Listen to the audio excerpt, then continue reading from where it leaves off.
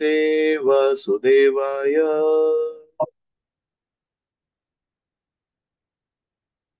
ओम नमो भगवते वासुदेवाय।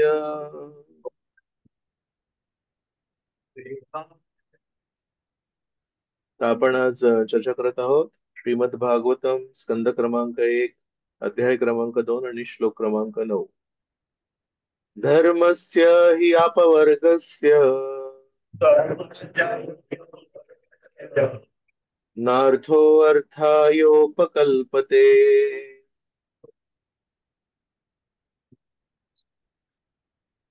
नार्थस्य धर्मैकान्तस्य कामो लाभाय हि स्मृतः। धर्मस्य हि अपवर्गस्य नार्थो अर्थायोपकल्पते।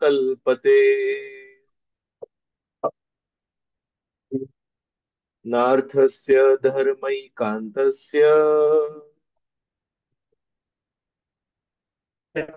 कामो लाभाय हि स्मृतः। धर्मस्य हि अपवर्गस्य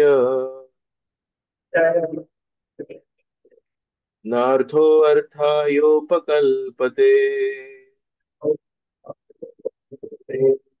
नार्थस्य धर्मैकान्तस्य कामो लाभाय हि स्मृतः।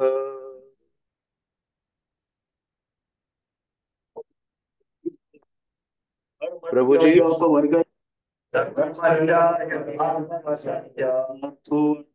उपकल्पते नार्थस्य धर्मैकान्तस्य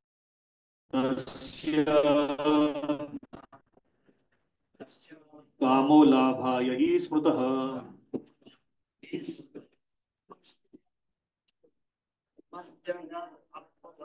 नार्थो अर्थायोपकल्पते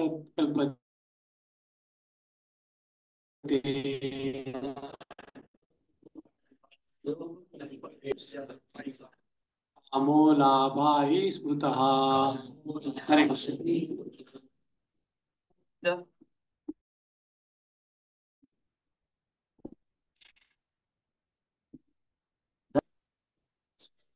नाथो अर्थायोपकल्पते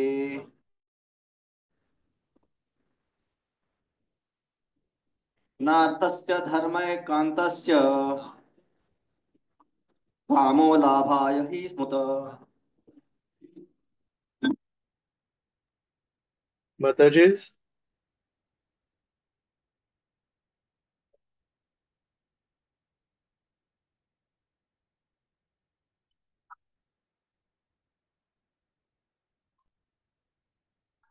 ठीक आहे, शब्दार्थ आणि भाषांतर वाचणार खेडकर प्रभू।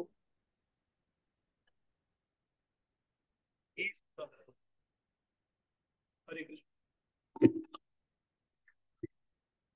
हरे कृष्ण। शब्दार्थ आणि ट्रान्सलेशन आणि तात्पर्य। धर्मस्य व्यावसायिक कर्तव्य ही निश्चितपणे अपवर्गस्य निर्णायक मुक्ती न नाही अर्थ उद्देश अर्थाय भौतिक लाभाकरिता उपकल्पते कल्पिला जातो न नाही अर्थस्य भौतिक लाभाचा धर्म एक अनंतस्य जो आध्यात्मिक किंवा सर्वोच्च व्यावसायिक सेवेत मग्न आहे त्याला कामः इंद्रिय तृप्ती लाभाय ची उपलब्धी ही तंतोतंत स्मृतः महर्षींनी वर्णिलेला आहे। ट्रान्सलेशन। धार्मिक कर्तव्ये ही निश्चितपणे भौतिकतेतून मुक्त होण्यासाठी योजलेली आहेत। ती कर्तव्य भौतिक लाभाकरिता कधीही करू नयेत. ऋषींच्या सांगण्याप्रमाणे जो मनुष्य परमधर्माच्या पालनात भगवंताच्या सेवेत संलग्न आहे त्याने कधीही भौतिक लाभाचा उपयोग इंद्रिय तृप्तीसाठी करू नये. तात्पर्य श्रील प्रभुपादांद्वारे भगवंतांच्या शुद्ध प्रेममय वैराग्य आपोआप येते याची चर्चा आपण अगोदरच केली आहे. परंतु धार्मिक कर्तव्यांसहित सर्वच व्यावसायिक कार्य भौतिक लाभाच्याच उद्देशाने असल्याचे काही जणांचे मत आहे. साधारणपणे धार्मिक अथवा व्यावसायिक सेवेच्या बदल्यात काहीतरी भौतिक लाभ प्राप्त करण्याची वृत्ती जगाच्या कोणत्याही भागातील सामान्य व्यक्तीमध्ये असतेच. वैदिक साहित्यात सुद्धा सर्व प्रकारची अनुष्ठाने आणि भौतिक लाभाची प्रलोभने दिलेली आहेत आणि अधिकतर लोक अशा प्रलोभनांकडे किंवा धार्मिक वरदानांकडे आकृष्ट होतात. असे तथाकथित धार्मिक लोक भौतिक लाभांनी का मोहित होतात? कारण भौतिक लाभातून इच्छापूर्ती होते, सोयी उपलब्ध होतात आणि इंद्रिय तृप्ती झाल्याचे समाधान मिळते. व्यावसायिक कर्तव्यांच्या चक्रात या तथाकथित धार्मिकतेचा अंतर्भाव होतो. त्यामागून भौतिक लाभ आणि त्यामागून इच्छापूर्ती. सर्व प्रकारे कर्तव्यदक्ष मनुष्यांचा विषय भोग हाच साधारणपणे जीवनाचा मार्ग आहे. परंतु सूत गोस्वामींच्या म्हणण्याप्रमाणे भागवताच्या निर्णयाप्रमाणे प्रस्तुत श्लोकात भौतिक इंद्रियांचा संतोष व्यर्थ ठरविला आहे. केवळ भौतिक लाभाकरिताच मनुष्याने कोणत्याही वाटेल त्या व्यावसायिक सेवेत स्वतःला गुंतून ठेवू नये. तसेच भौतिक लाभाचा उपयोग इंद्रिय भोगाकरिता करू नये. भौतिक लाभाचा उपयोग कसा करावा हे पुढील श्लोकात सांगितले आहे. हरे कृष्ण. जय श्रील प्रभुपाद की जय. जय. तर कारण आजच्या श्लोकामध्ये इथे शेवटी असं लिहिलंय की आपले जे कर्तव्य आहेत किंवा आपले व्यावसायिक कर्तव्य आहेत त्यांना आपण भौतिक लाभासाठी वापरू नये. आणि नंतर मग लिहिलंय की या भौतिक लाभाला कशा प्रकारे वापरायला पाहिजे हे पुढच्या श्लोकात दिलंय. तर पुढचा श्लोक कनेक्टेड आहे म्हणून पुढच्या श्लोकाला पण आपण आज घेणार आहोत. कामस्य नेंद्रिय प्रीती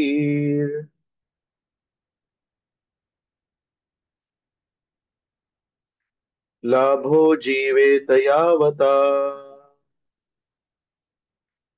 जीवस्य तत्व जिज्ञासा नार्थो यश्चेह कर्मभिः.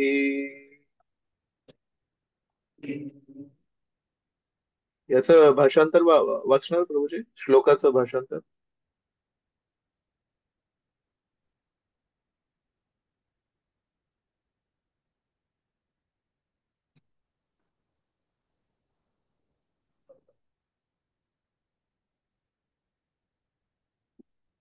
शब्दार्थ भाषांतर आणि तात्पर्य श्री प्रभुपाद यांच्याद्वारा. कामस्य कामनांचा, न नाही, इंद्रिय प्रीती इंद्रियांचे समाधान, लाभ लाभ, जीवेत आत्मसंरक्षण, यावता जितके, जीवस्य जीवाची, तत्व जिज्ञासा तत्व जाणण्याची इच्छा, न नाही, अर्थ उद्देश, य च इह जे कोणतेही दुसरे, व्यावसायिक कर्तामुळे. इंद्रिय तृप्ती हा जीवनाचा उद्देश मुळीच नसावा. मनुष्याने केवळ निरोगी जीवनाची किंवा जन्म परम सत्याविषयी जिज्ञासा करण्यासाठी कर्माचे या विना दुसरे कोणतेच ध्येय असू नये. तात्पर्य वाचू. तात्पर्य पूर्णपणे गोंधळलेली भौतिक संस्कृती इंद्रिय तृप्तीच्या इच्छा पूर्ण करण्याकडे चुकीच्या दिशेने मार्गदर्शित झालेली आहे. अशा प्रकारच्या संस्कृतीत जीवनाच्या सर्वच क्षेत्रात इंद्रिय भोग हेच अंतिम लक्ष्य आहे. राजकारण, समाजसेवा, परोपकार, तत्वज्ञान आणि शेवटी धर्म किंवा मोक्ष या सर्वांमध्ये अगदी तीच इंद्रिय तृप्तीची इच्छा आहे. राजकारणाच्या क्षेत्रात जनतेचे पुढारी आपल्या स्वतःच्या इंद्रिय तृप्तीच्या इच्छेची पूर्ती करण्यासाठी एकमेकांशी भांडतात. जेव्हा हे पुढारी लोकांना इंद्रिय तृप्तीचे वचन देतात तेव्हा मतदार लोक त्या तथाकथित पुढाऱ्यांचा सन्मान करतात. पण जेव्हा मतदार इंद्रियतृप्तीच्या बाबतीत समाधानी होत नाही तेव्हा ते लगेच त्या पुढाऱ्यांना पदच्युत करतात. पुढारी लोक मतदारांच्या इंद्रियांना समाधान न देता नेहमी त्यांना निराश करीत राहतात. हीच गोष्ट इतर सर्व क्षेत्रातही लागू आहे. जीवनातील समस्या संबंधी कोणीही गंभीर नाही. मोक्षाच्या मार्गावर असणाऱ्या लोकांना देखील अशी इच्छा असते की आपण परम सत्याशी एकरूप व्हावे आणि इंद्रिय तृप्ती होण्यासाठी अशा प्रकारे आध्यात्मिक दृष्ट्या आत्महत्या करावी. परंतु भागवताचे म्हणणे असे आहे, केवळ आत्मसंरक्षणाकरिता जितकी आवश्यकता आहे तितकाच आहार विहार असावा. शरीर हे इंद्रियांपासून निर्मिलेले असल्यामुळे इंद्रियांना काही प्रमाणात तृप्तीची आवश्यकता असते. त्यामुळे अशा नियम इंद्रिय निर्बंध विवाह किंवा स्त्री पुरुष यांचे मिलन संतती करता अवश्य आहे. विवाहाचा उद्देश इंद्रिय भोग नाही.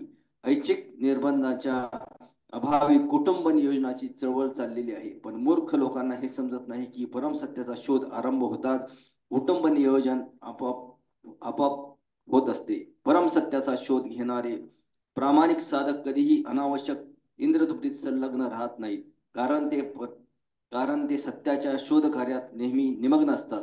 म्हणून जीवनाच्या प्रत्येक क्षेत्रात परमसत्याचा शोध हाच अंतिम हेतू असला पाहिजे. सत्याच्या शोधात सदैव निमग्न राहिल्याने मनुष्य निरनिराळ्या प्रकारच्या इंद्रियतृप्तीच्या कार्यातून मुक्त होतो आणि सुखी होतो. पुढे परमसत्याच्या स्वरूपाचे वर्णन करण्यात आले आहे. हरे कृष्ण.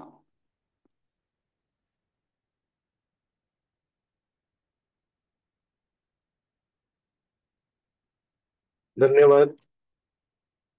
ओम अज्ञानतिमिरान्धस्य ज्ञानाञ्जनशलाकया चक्षुरुन्मिलितं येन तस्मै श्रीगुरवे नमः. श्रीचैतन्यमनोभीष्टं स्थापितं येन भूतले स्वयं रूपः कदा मह्यं ददाति स्वपदान्तिकम्. वन्देऽहं श्रीगुरो श्रीयुतपदकमलं श्रीगुरून् वैष्णवांश्च श्रीरूपं साग्रजातां सहगण रघुनाथान्वितं तं सजीवं साद्वैतं सावधूतं परिजनसहितं कृष्णचैतन्यदेवं श्रीराधा कृष्णपादान् सहगण ललिता श्रीविशाखान्वितांश्च हे कृष्ण करुणा सिंधो दीनबंधो जगत्पते गोपेश गोपिका कांत राधा कांत नमोस्तुते. तप्त कांचन गौरांगी राधे वृंदावनेश्वरी वृषभानुसुते देवी प्रणमामि हरिप्रिये.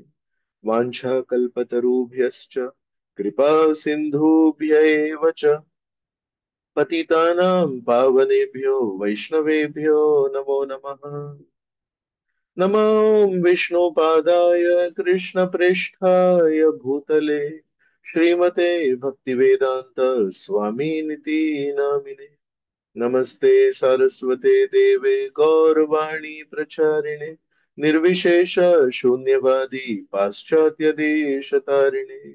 जय श्री कृष्ण चैतन्य प्रभु नित्यानंद श्री अद्वैत गदाधर श्रीवासदि गौर भक्त वृंद. हरे कृष्ण कृष्ण कृष्ण हरे हरे हरे राम राम राम हरे हरे.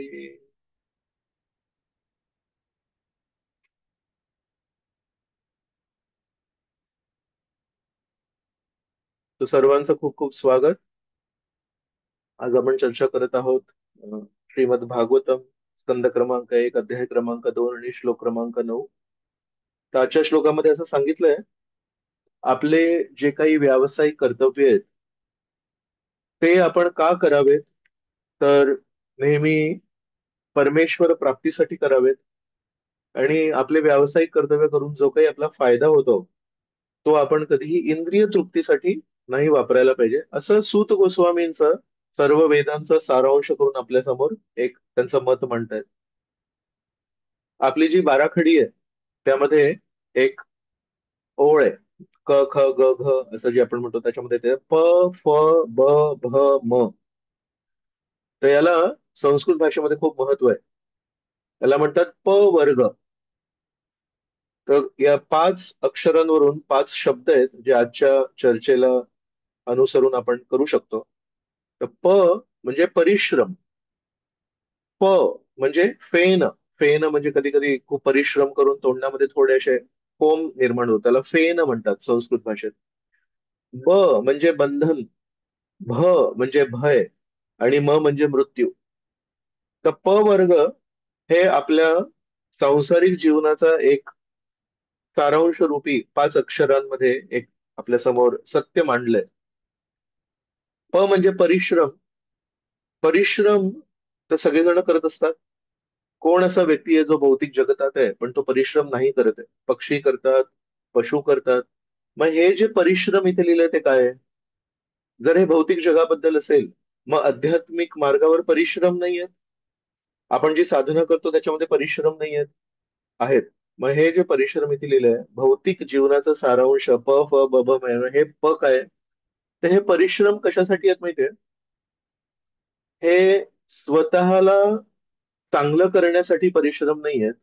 जसं साधनेमध्ये जे परिश्रम आहेत ते स्वतःला आपण स्तर उंचवण्यासाठी परिश्रम करतो, ते परिश्रम नाही आहेत. भौतिक मार्गावर जे परिश्रम असतात ते अनेक वेळा स्वतःला सुधारण्यासाठी नसतात. ते असतात की मी इतरांपेक्षा श्रेष्ठ कसा आहे याच्यासाठी परिश्रम करणे. याचं एक खूप छान उदाहरण आहे. 2 मित्र आहेत आणि ते जंगलात थोडं फिरतायत आणि अचानक त्यांना एक तिथे वाघ दिसतो. तर त्या वाघाला बघून एक माणूस आहे, तो त्याचे शूजला जी लेस असते ती लेस बांधायला सुरुवात करतो, थोडं टाईट करतो. त्याच्या सोबतचा जो मित्र आहे तो म्हणतो, अरे बाबा हा वाघ आहे, तुला काय वाटतं तू इतक्या जोरात पळणार आहेस की या वाघाला चुकवशील तो? तर त्याने उत्तर दिलं, मला वाघाला नाही चुकवायचंय, तुला चुकवायचंय. मला फक्त काय करायचंय की तुझ्या पुढे राहायचंय मला. तर वाघ तुला घेईल. मग त्याला लक्षात आलं की आमची जी मैत्री होती ती फक्त नावाची मैत्री होती. ऍक्च्युली अनेक वेळा मैत्रीमध्ये पण स्पर्धात्मक वातावरण असतं. एक विद्यार्थी एका नवीन शाळेत गेला. ज्या शाळेत होता आधी त्या शाळेमध्ये त्याची मित्रमंडळी वगैरे सगळे होते, पण तिथे अभ्यास नव्हता करत. मग आई वडिलांनी त्यांना दुसऱ्या शाळेत टाकलं. त्या शाळेत जेव्हा गेला तेव्हा तिथले शिक्षक वगैरे पहिल्याच दिवशी अर्थात नवीनच होते, पण त्या शाळेमध्ये या पालकांनी त्या विद्यार्थ्याला का टाकलं? ती शाळा खूप उत्कृष्ट होती, तिथले शिक्षक खूप उत्कृष्ट होते. तर पहिल्या दिवशी त्यांनी शिक्षकांकडून जे काही ऐकलं ते ऐकल्यानंतर संध्याकाळी जाऊन शिक्षकांना सांगतोय, का कोणास ठाऊक पण मी आज सकाळी जेव्हा शाळेत आलो तेव्हा थोडं खाऊन पिऊन आलो होतो, तर जरा बरं वाटत होतं. पण आज दिवसभर शाळेमध्ये बसून मला अशी शक्ती गेल्यासारखं वाटतंय, माझी प्रेरणा गेल्यासारखं वाटतंय. काय कारण असेल याचं? तर शिक्षक म्हणाले बघूया उद्या आपण. तर उद्या पुन्हा आला तो. परत संध्याकाळ झाल्यानंतर शिक्षकांना जाऊन म्हणतोय, का कोणास ठाऊक पण मला ना, मी जेव्हा शाळेत प्रवेश करतो तेव्हा माझ्या मनात प्रेरणा असते, पण संध्याकाळी जेव्हा शाळा संपते तेव्हा मला ती प्रेरणा नाही वाटत. तर काय कारण असू शकतं याचं? तर शिक्षक म्हणाले एक काम करूया आपण, चल माझ्यासोबत. तर त्याला त्या शाळेच्या गार्डन मध्ये घेऊन गेले आणि त्या गार्डन मध्ये एक खूप मोठं झाड होतं आणि त्या झाडाच्या शेजारी एक लहानसं झाड होतं. म्हणाले, मी 10 एक वर्षांपासून या 2 झाडांना बघतोय आणि हे झाड हे असंच उंच आहे आणि त्या झाडाच्या छत्रछायेखाली हे लहानसं जे झाड आहे हे पण वाढतंय. जसं जसं हे मोठं झाड वाढतंय तसं तसं हे लहान झाड पण वाढतंय. पण लहान झाड त्या छत्रछायेखाली आहे. तर म्हणाले की या लहान झाडाला त्या मोठ्या झाडाला बोलायची इच्छा होत असेल का? की मी जेव्हा इथे जन्मलो तेव्हा मला खूप प्रेरणा वाटत होती पण आता प्रेरणा नाही वाटत आहे. तर त्या लहान मुलांनी उत्तर दिलं, नाही असं तर काही वाटत नाहीये. कारण हे लहान झाड पण आपल्या वेगाने वाढतंय, हे मोठं झाड पण आपल्या वेगाने वाढतंय. मग त्या शिक्षकांनी त्या विद्यार्थ्याला विचारलं, मग का असं असेल की या लहान झाडाला तिथे प्रेरणेचा अभाव नाही वाटत आहे? तो लहान मुलगा निरागस होता. लहान मला बोलला, कारण तो तुलना नाही करत आहे. त्या लहान झाडाला तुलना नाहीये. तो लहान झाड म्हणतोय, माझा इथे जन्म झालाय आणि माझं जसं जसं वाढेल तसं तसं वाढेल.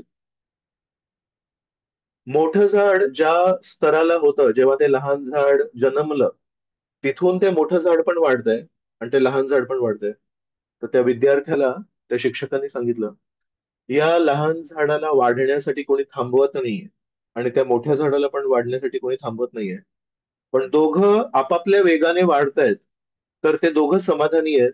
मग त्या लहान झाडाला खुश राहण्यासाठी त्यांनी काय करायला पाहिजे? तुम्हाला तेच करतोय तो, की तो तुलना नाही करत. मग म्हणाले, मग तुला जे असमाधान वाटतंय या शाळेमध्ये जेव्हापासून तू प्रवेश केलायस, तर त्याचं कारण काय असू शकतं? तर लगेच त्या मुलाला लक्षात आलं, आधीच्या शाळेमध्ये माझे मित्र वगैरे होते आणि या नवीन शाळेमध्ये माझे ते मित्र नाही आहेत, तर मी नेहमी तुलना करतोय. त्या शाळेमध्ये असं होतं, या शाळेमध्ये असं आहे, तिथे मला असं मिळालं, इथे हे नाही मिळत आहे. आपण कधी कधी तुलना करता करता हे विसरतो की आत्ताच्या परिस्थितीमध्ये मला काय मिळतंय. आपण इतिहासामध्ये इतके रमलेलो आहोत, इतिहासामध्ये असं होतं, इतिहासामध्ये तसं होतं, पण एक लक्षात यायला पाहिजे की काळ निघून गेलाय. आणि कारण काळ निघून गेलाय, आज आपल्याकडे काय आहे? आज आपल्याकडे हा क्षण आहे. तर क्षणोक्षणी आपली काय परिस्थिती आहे थोडासा विचार करूया. काल पण काय परिस्थिती होती, आज पण काय आहे आणि उद्या पण काय आहे. या तिन्ही, काल, आज आणि उद्या, या तिघांना एका तत्वानुसार आपण वर्णन करू शकतो. क्षणोक्षणी, प्रत्येक क्षणी तीन गोष्टी घडत आहेत. इतिहास आपली परवानगी न घेता निघून गेलाय. 8:27 झालेत माझ्याकडे. 8:26 जी वेळ होती, माझी परवानगी न घेता, मला न विचारता, मला न जुमानता माझ्या जीवनातून निघून गेलाय. 8:27 आहेत. ते बोलता बोलता झाले माझ्या याच्याकडे 8:28 झाले. तर 8:26 माझी परवानगी न घेता निघून गेलाय. 8:27 पण बोलता बोलता जाण्याच्या जस्ट मार्गावर आहे, तिथे उंबरठ्यावर आहे. आणि 8:29 मला न विचारता माझ्या जीवनामध्ये जबरदस्ती प्रवेश करणार आहे. त्या तिन्ही गोष्टींवर कोणाचं नियंत्रण आहे? आपल्या इतिहासाला जाण्यापासून आपण वाचवू नाही शकत. सद्य परिस्थितीला पण बदलण्यापासून आपण वाचवू नाही शकत. आणि भविष्याला आपल्या जीवनात येण्यापासून आपण वाचवू नाही शकत. मग आपल्या हातात आहे तरी काय? आपल्या हातात आहे, श्रीकृष्ण भगवद्गीतेमध्ये म्हणतायत, ब्रह्मभूत प्रसन्नात्मा न शोचती न कांक्षती सम सर्वेषु भूतेषु मदभक्तीम लभते पराम. 13व्या अध्यायामध्ये श्रीकृष्ण म्हणतायत की जो परमेश्वरावर मनन करत असतो, ब्रह्मभूत प्रसन्नात्मा, तो प्रसन्न होतो. का बरं? न शोचती, इतिहासाबद्दल तो शोक नाही करत. अरे असं का झालं, तसं का झालं. न कांक्षती, कांक्षती म्हणजे भविष्याबद्दल त्याला काही आकांक्षा नाही आहेत, भविष्याबद्दल तो काही स्वप्न नाही रंगवत. आणि सम सर्वेषु भूतेषु मदभक्तीम लभते पराम. तसं म्हणतात, पक्षी जेव्हा आकाशात उडतो तेव्हा त्याला दोन पंख लागतात. तसंच मनुष्य आपल्या काल्पनिक जगामध्ये जेव्हा उडतो तर त्याला दोन पंख लागतात. एक आहे इतिहासाबद्दल शोक आणि भविष्याबद्दल त्याच्या अपेक्षा किंवा आकांक्षा. पण हे जे जग ज्याच्यात तो या दोन पंखावर उडतोय ते काल्पनिक जग आहे. ऍक्च्युली वास्तविक जग जे आहे, ते वास्तविक जगामध्ये गतकाळाच्या शोकाला काही महत्व नाहीये. शोक करून आपण नेहमी हतबल होतो. ऍक्च्युली शोक करून आपल्याला कधी प्रेरणा नाही मिळत. शोक करून आपण कधी एनर्जेटिक नाही होत. शोक करून आपण नेहमी शक्तिहीन होतो. आणि खूप आपण स्वप्न रंगवण्यामध्ये जर बिझी झालो भविष्याबद्दल, तरी आपण आत्ताच्या काळामध्ये, आत्ताच्या सध्याच्या परिस्थितीमध्ये आपण कर्तव्यशील राहू नाही शकत. म्हणून आपल्याला काय सांगितलंय, प्रत्येक क्षणी आपल्याकडे एक, जेव्हा बिझनेस सुरू करतो, तर आपल्याला एक सुरुवातीला काही पैसे लागतात. त्याला इंग्लिशमध्ये म्हणतात सीड कॅपिटल म्हणतात. सीड कॅपिटल म्हणजे मुद्दल. तर प्रत्येक क्षणोक्षणी आपल्याला परमेश्वर एक क्षण मुद्दल म्हणून देत आहेत. आणि त्या मुद्दलला जर आपण हातामध्ये स्वीकारलं आणि त्या मुद्दलावर जर आपण काम केलं तर त्या मुद्दलातून आपण धंदा तो वाढवू शकतो. पण आपल्या हातामध्ये आज परमेश्वराने जी मुद्दल दिली आहे त्याच्यावर काम न करता आपण इतिहासामध्ये जेव्हा रमतो किंवा भविष्यामध्ये जेव्हा कल्पना करायला जातो तेव्हा हातामध्ये दिलेली जी मुद्दल आहे ते परमेश्वर काढून घेतात.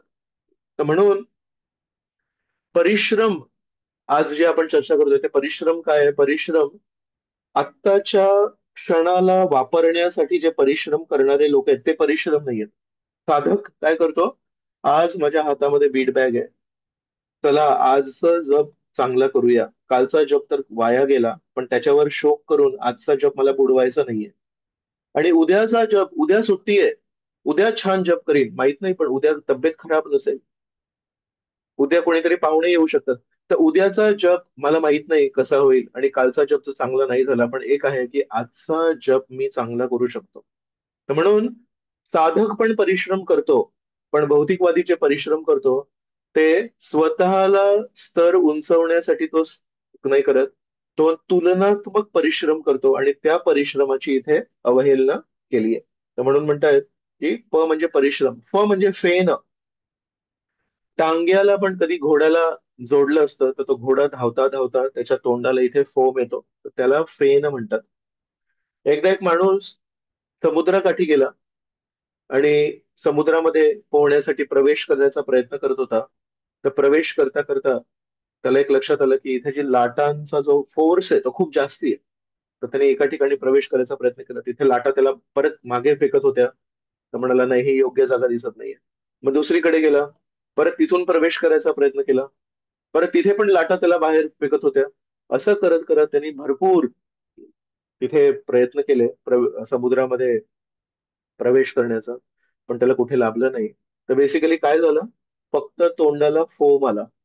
त्याला हे लक्षात नाही आलं की समुद्राला कुठेही प्रवेश करताना लाटा असणारच आहे. तर माझी जर अपेक्षा असेल की विना लाटांनी मी समुद्रामध्ये प्रवेश करीन, ही खोटी अपेक्षा आहे. तर म्हणून जेव्हा आपण खोटे दिशेने, चुकीच्या दिशेने परिश्रम करतो, फक्त तोंडाला फोम येतो, फेन येतं, पण हाताला काही लागत नाही. जेव्हा अशा प्रकारे आपण जीवन जगतो तर त्याला तिसरं जे परिणाम होतो त्याला म्हणतात बंधन. रेशीम किडा आहे, रेशीम किडा खूप परिश्रम करतो. रेशीम किडा खूप मेहनत करतो, पण त्या मेहनतीचा अंततः परिणाम होतो की तो त्या परिश्रमाने स्वतःला बांधून घेतो. आणि स्वतःला बांधून घेण्याचे जे परिश्रम आहेत ते कधीच चांगले नसतात, ते कधीच फायदेशीर नसतात. आपल्याला सांगितलंय की खूप परिश्रम करायचे आहेत. प्रभुपादांनी एकदा आपल्या शिष्यांना सांगितलं की तुम्ही लोक सगळे तरुण आहात आणि माझं वय 70च्या पुढे आहे, पण तुमच्या सर्वांपेक्षा जास्ती मेहनत मी करतोय. तुम्हा सर्वांना माझा वेग मॅच करण्यासाठी पण तुम्हाला त्रास होतोय. तर तेव्हा हे सगळे तरुण मंडळी विचार करायला लागले, आपलं शरीर तर तरुण आहे पण प्रभुपादांसारखं आपण करू नाही शकत का? तर प्रभुपाद म्हणाले, कारण मी श्रीकृष्णांवर प्रेम करतो आणि श्रीकृष्णांसाठी परिश्रम करतो. तर परिश्रमातून सुटका नाहीये, पण त्या परिश्रमाचा उद्देश काय आहे? परिश्रमाचा उद्देश आहे मला श्रीकृष्णांसाठी स्वतःला 3 गुणांमधून मुक्त करायचंय. आपल्याला समजा एका रश्शीने बांधून ठेवलं आणि त्या बांधलेल्या अवस्थेमध्ये आपल्याला श्रीकृष्णांसमोर उभं केलं आणि सांगितलं की आता तुम्हाला श्रीकृष्णांची सेवा करायची होती ना, करा श्रीकृष्णांची सेवा. तर आपण म्हणू, प्रभूजी थोडे रस्सी जर उघडली, हा दोर जर उघडला तर मी चांगली सेवा करू शकतो, पण बांधलेल्या अवस्थेमध्ये मी नाही करू शकत. तसंच आपले आचार्य आपल्याला म्हणतायत 3 रश्शी आहेत, सत्वगुण, रजोगुण आणि तमोगुण. आणि प्रत्येक व्यक्ती ह्या 3 गुणांनी बांधलेला आहे. तर आपले आचार्य म्हणतायत या बांधलेल्या अवस्थेमध्ये जर आपले खांदे, आपले हात बांधलेले असतील पण आपले बोट मोकळे असतात, तर त्या मोकळ्या बोटांनी जर आपण जप केला तर हे जे सत्व, रजो आणि तमोचे जे रस्सी आहे ती सुटेल आणि सुटलेल्या मोकळ्या अवस्थेमध्ये आपण परमेश्वराची काहीतरी सेवा करू शकतो. त्याला म्हणतात बंधन. एक आहे स्वतःला बांधून घेण्याचं परिश्रम, आणि दुसरे अजून आहे की असं म्हणतात पशूंमध्ये, प्राण्यांमध्ये कधी कोणी डिप्रेशन मध्ये जात नाही. तर डिप्रेशन मध्ये का नाही जात? ऍक्च्युली बघितलं तर त्यांचं जीवन हे खूप धोकादायक जीवन आहे. जंगलामध्ये हरिण आपला बिचारा पाणी पितोय आणि मधूनच मगर येऊ शकते पाण्यातून, किंवा मागून वाघ येऊ शकतो. ऍक्च्युली क्षणोक्षणी किती धोका आहे. आपण तर एका चांगल्या घरात राहतो, त्याला चार भिंती आहेत, दरवाजा, सीसीटीव्ही कॅमेरा, बरंच काही आहे. तर एका अर्थाने काहीतरी विपरीत जर घडणार नसेल तर साधारणपणे आपल्या मनुष्यांचं जे जीवन आहे ते सुरक्षित जीवन आहे. प्राण्यांचं जीवन सुरक्षित नाही. पक्षी आपला उडतोय, मध्येच कोणी गिधाड येईल, मध्येच कोणी दुसरा मोठा पक्षी येऊ शकतो. सो बेसिकली धोकादायक जीवन आहे. पण त्यांच्या जीवनामध्ये हा जो धोका येतो किंवा अचानक मृत्यू समोर येतो, तर ते त्याला सामोरे जातात. आणि ज्याचा बळी पडतो तो बळी पडतो. हरणांचा एक ग्रुप आहे, आणि त्या हरणांच्या ग्रुपवर समजा एका वाघाने आक्रमण केलं आणि एका हरणाला त्यांनी घेऊन गेला. बाकीचे हरिण एकत्र बसून त्याच्यावर शोक करतात का? बाकीचे हरिण तिथे बसून करतात का, अरे आपण होतो सोबत, मग त्याच्यातून त्याला घेऊन गेला? ऍक्च्युली बाकीचे हरिण विचार करतात, ठीक आहे, आज याच्यावर एक संकट आले, काम करूया, आपण आता थोडं सांभाळून राहायला पाहिजे, पण आपण यावर जास्ती मनन नाही करायला पाहिजे. कारण इतरांनी जर याच्यावर जास्ती मनन केलं, परत परत तेच नकारात्मक विचार येत राहतात. अरे, इथे काल आपण पाणी प्यायला आलो होतो, तर इथे एका हरणाला वाघाने घेतलं होतं, मग आता पाणी प्यायचं की नाही? जर पाणी नाही प्यायलं तर जिवंत नाही राहणार. आणि जर शोकाकुल राहिलो, आपण नेहमी त्याच्यावरच चिंतन करत राहिलो, तर पाणी पिऊन पण आपण उपाशी राहणार. तर म्हणून मनुष्याचा एक विचित्र स्वभाव आहे की जीवनात जे घडलंय त्याच्यावर तो वारंवार मनन करत राहतो. आणि त्या वारंवार मनन केल्याने ऍक्च्युली आंतरिक दृष्टीने त्याचा रोज मृत्यू होत असतो. त्याचं मन, त्याचे सुविचार, त्याच्या मनामध्ये जी आशा आहे ती नेहमी कमी होत असते. तर म्हणून बंधन आहे, आणि बंधनानंतर, कारण ते वारंवार तो विचार करत असतो, तर त्याच्या जीवनामध्ये चौथा तत्व प्रवेश करतो, ते आहे भय. त्याला नेहमी भीती असते. सगळ्यात मोठी भीती कुठली? कोणी म्हणतील पब्लिक स्पीकिंगची भीती, कोणी म्हणतील मृत्यूची भीती, कोणी म्हणतील काही काही प्रदेशांमध्ये या जगामध्ये आज युद्ध चालू आहे, 3 वर्ष झाले युद्ध चालू आहे, तर कोणी म्हणतील की युद्धाची भीती. ऍक्च्युली थोडं आपण जर विचार केला तर सर्वात मोठी भीती आहे अनिश्चिततेची भीती. माझ्या जीवनामध्ये जी अनिश्चितता आहे ती सुटेल का? आज माझ्या जीवनामध्ये काही प्रश्नचिन्ह आहेत, याचं काय होईल, त्याचं काय होईल, याचं पुढे काय होणार आहे. तर ती जी अनिश्चितता आहे, ती भीती आपल्याला ऍक्च्युली सगळ्यात जास्ती त्रास देते. जर परीक्षित महाराजांना मृत्यू होता, मृत्यू पण एक खूप मोठी भीती आहे, पण परीक्षित महाराजांना सांगितलं तुला मृत्यू उद्या नाही येणार आहे, 7 दिवसांनी येणार आहे. आणि त्याला जेव्हा त्याच्या मृत्यूसाठी एक तारीख मिळाली, ऍक्च्युली परीक्षित महाराज तयार झाले. परीक्षित महाराज म्हणाले, व्हेरी गुड, उद्या परवा तेरवा काही करायची गरज नाहीये, पुढच्या रविवारी मृत्यू येणार आहे, आता मी सखोल तयारी करतो आणि त्या मृत्यूला स्वागत करण्यासाठी एक आपली मानसिकता तयार करतो. तर परीक्षित महाराज तर जेव्हा त्यांना शाप मिळाला तेव्हा म्हणतात, तस्यैव मेघस्य परावरेशो व्यासक्त चित्तस्य गृहेषु अभीष्टम निर्वेद मूलो द्विजशाप रूपो यत्र प्रसक्तम भयमाशु दत्ते. या श्लोकामध्ये परीक्षित म्हणतायत की निर्वेद मूलो द्विज शाप रूपो. मला असं वाटतंय, मी माझ्या जीवनामध्ये माझ्या परिस्थितीप्रती, माझ्या पदाप्रती खूप आसक्त झालो होतो. आणि परमेश्वर द्विज शाप रूपो, परमेश्वर या ब्राह्मणाच्या शापाद्वारे माझ्या जीवनामध्ये प्रवेश केलेत. का बरं? निर्वेद मूलो, माझ्या आसक्तीला मुळांपासून उपटण्यासाठी. खूप माझ्या आसक्तीचे जे मूळ आहेत ते खूप खोल गेले आहेत, आणि ऐनवेळी मी परमेश्वरला स्मरण नाही करू शकणार, म्हणून परमेश्वर कृपेमुळे माझ्या जीवनामध्ये या ब्राह्मणाच्या शापाच्या रूपामध्ये प्रवेश केलेत, आणि मुळांपासून माझी आसक्ती आहे ती सगळी उपटून काढणार आहेत, जेणेकरून मी परमेश्वराचं स्मरण करीन आणि मृत्यूच्या वेळेस वैकुंठाला प्राप्त करीन. विचार करा, एका छत्रपती, एका कलीला धमकी देणाऱ्या कर्तबगार श्रेष्ठ राजाला एका 6-7 वर्षाच्या अनअनुभवी मुलाने शाप दिलाय. किती चुकीची गोष्ट आहे. पण परीक्षित महाराजाला त्याच्यामध्ये काही गैर नाही वाटत. श्रीकृष्ण म्हणतायत, मी जेव्हा लहानपणी आईच्या पोटात होतो तेव्हा मला कोणी वाचवलं?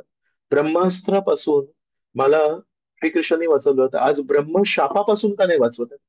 जर श्रीकृष्णांनी मला ब्रह्मास्त्रापासून वाचवलं, एका शाब्दिक शापापासून नाही वाचवत, म्हणजे श्रीकृष्णांची कुठेतरी याला अनुमती आहे, श्रीकृष्णांची परवानगी आहे. ते एक काम करतो, श्रीकृष्णांनी माझ्या जीवनात जे घडवलंय त्याला सकारात्मकतेने स्वीकारतो. आणि आज मला 7 दिवसांचा जो मुद्दल श्रीकृष्णांनी हातात दिलाय तो मी वाया नाही घालवत. त्या 7 दिवसांच्या मुद्दलीला जेव्हा परीक्षित महाराजांनी खूप छान वापरण्याचा प्रयत्न केला, ऍक्च्युली यशस्वी झाले. आणि परीक्षित महाराजांनी तो 7 दिवसांचा मुद्दल इतक्या उत्कृष्टपणे वापरला की ते उदाहरण 5,000 वर्षांनंतर आपल्यासाठी लागू होत आहे. आणि आपण दर रविवारी रोज सकाळी ज्या मुद्दलीला परीक्षित महाराजांनी खूप छान वापरलं त्या मुद्दलीवर चर्चा करण्यासाठी एकत्र येतो आणि विचार करतोय, काय सुंदर ग्रंथ आहे हा, काय सुंदर परीक्षित महाराजांनी त्यांच्या मुद्दलीला वापर केला. जर परीक्षित महाराजांनी त्या 7 दिवसांच्या मुद्दलीला वापर नसता केला आणि इतिहासावर त्यांनी शोध केला असता किंवा भविष्याबद्दल कल्पना केल्या असत्या, तर भागवत आज आपल्यासमोर नसतं. आणि त्या भागवतावर चर्चा करण्यासाठी आपण नसतो आणि आपल्या जीवनाला योग्य दिशा नसती मिळाली.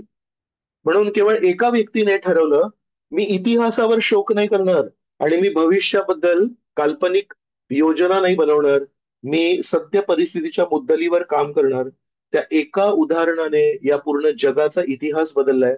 आपण पण आपल्या जीवनामध्ये आजच्या परिस्थितीचं जे मुद्दल आपल्याला श्रीकृष्णाने दिलंय त्याच्यावर जर काम केलं तर आपण इतरांसाठी खूप श्रेष्ठ उदाहरण बनू शकतो. पण एवढं होत नाही. अनिश्चितता ही प्रत्येक व्यक्तीला, जशी वाळवी आहे ती एका दरवाजाला आतमधून खात असते, तशी चांगले चांगले धडधाकड व्यक्ती आहेत, दिसायला खूप स्ट्रॉंग आहेत, शरीर खूप स्ट्रॉंग आहे, पण मनामध्ये जर अनिश्चिततेचं भय असेल, उद्या काय होईल, असं काय होईल, तसं काय होईल, आतमध्ये ती वाळवी लागण्यासारखी अशी ऍक्च्युअली पोकळ होतात. माझ्या जीवनामध्ये मी सध्या एका व्यक्तीसोबत डील करतोय. त्यांचं वय असेल 65 वगैरे वय असेल, पूर्ण आयुष्य यशस्वी जीवन आहे, पूर्ण आयुष्य प्रत्येक गोष्टीवर त्यांच्याकडे कमेंट असते बोलायला. काही त्यांना बोललं तर एक हे असं असतं, हे असं असतं. एकदा श्री चैतन्य महाप्रभूंबद्दल त्यांच्याशी बोलत होतो तर मला म्हणाले, श्री चैतन्य महाप्रभू म्हणजे काय, एकदम दिव्य. जगन्नाथपुरीमध्ये समुद्र बघून लगेच उडी मारली, म्हणाले यमुना यमुना. तिथे एक रेतीचा डोंगर होतं त्याला बघून म्हणाले गोवर्धन गोवर्धन. म्हणजे इतकं वाचन. त्यांना, मला वाटलं की अध्यात्माबद्दल श्री चैतन्य महाप्रभूंबद्दल काहीतरी सांगितलं, श्री चैतन्य महाप्रभूंबद्दल पण त्यांना माहितीये. काहीही बोललो तर तिथून एक कमेंट येते पटकन. इतक्यामध्ये त्यांना एक अ, कदाचित त्यांचं प्राण जाऊ शकतो तसा एक आजार झालाय. ज्या दिवशीपासून ते डॉक्टरचे रिपोर्ट आले की तुम्हाला हा आजार झालाय, अनिश्चित आहे. डॉक्टर म्हणतायत की औषध देऊन तुमचा तो आजार आम्ही बरं करू, पण त्याची गॅरंटी नाही. पैसे आहेत, सोयी सुविधा आहेत, सगळं काही आहे. असं नाही की पैसे नाहीये तर उपचार होऊ सगळं काही आहे. पण मनामध्ये एक अनिश्चिततेची वाळवी लागली आहे. पण त्याला तर हा आजार झाला होता तेव्हा तो बरा नव्हता झाला. पण डॉक्टर म्हणतात आमच्या हॉस्पिटलमध्ये 10 लोक हा आजार घेऊन आले ते बरे झाले आहेत. त्या गॅरंटी नाही की जाणार आहेत आणि गॅरंटी नाही की जगणार आहेत. त्या अनिश्चिततेमुळे जी वाळवी लागली आहे त्यांच्या मनाला, पूर्णपणे खचले. ऍक्च्युली तोंडातून आता एक शब्द निघत नाहीये. एवढे वर्ष नेहमी प्रत्येक गोष्टीला कमेंट मारायचे, आता त्यांच्या तोंडातून एक शब्द येत नाही. का माहितीये?